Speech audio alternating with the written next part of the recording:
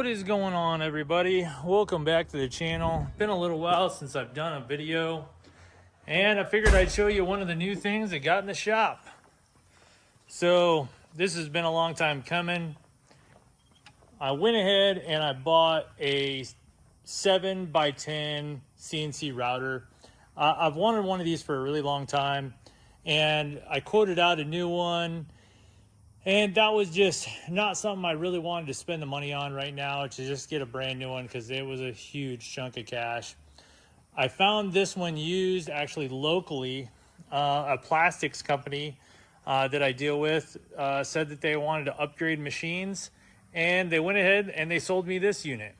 So I got it installed in the shop. It's pretty awesome. It has a 10 horsepower spindle on it, and also has a 11 place tool rack. This one uses a NSK 63 tool holder with a ER40 collet. So pretty sturdy items for what I do, considering most of what I do is aluminum. So got it all wired in. It is 3-phase, so that part's good. And we're gonna run a quick program on it today. So over here on the old laptop, get it fired up. So I have this little program, just an engrave sample. And with one of these programs that I do wanna say, you don't wanna use the engrave feature in Fusion unless you're gonna do some like 3-dimensional stuff. If you just wanna do a trace line style over top of your font, or you just wanna trace a line on something or put a serial number on some parts, things like that, the trace feature works really, really well.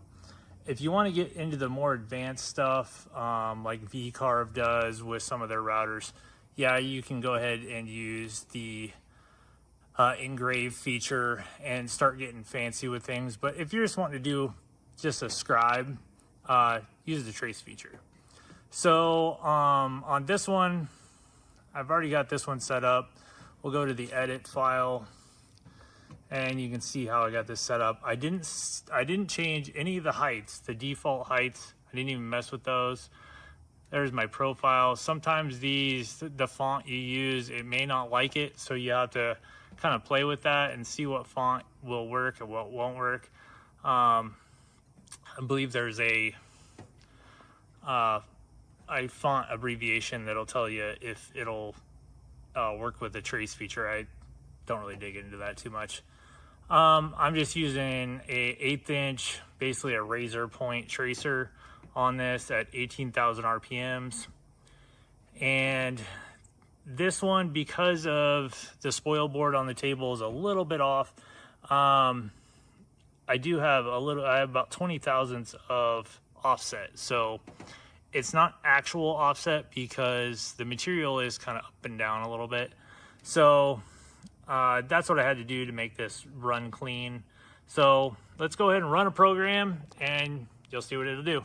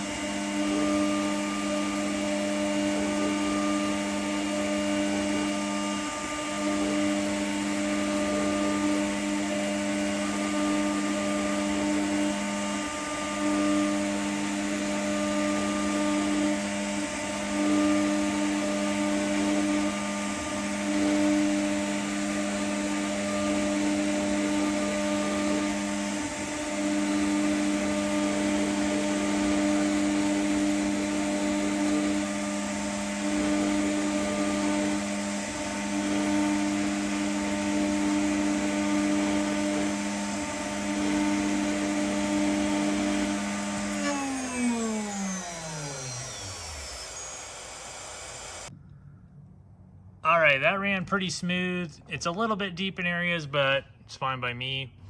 I did want to get into a little bit of this post-processing with the Multicam router. There's been some people tell me they had to export these in a different way to get them to work. For me, I just went to the Multicam ISO and Multicam 2. That's what I'm running for a post-processor. NC file, CNC.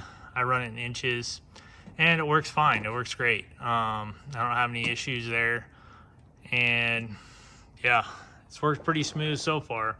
Now, a lot of people obviously run these on VCarve. I don't use VCarve here, so hope you liked the video. Anyway, stay tuned for more.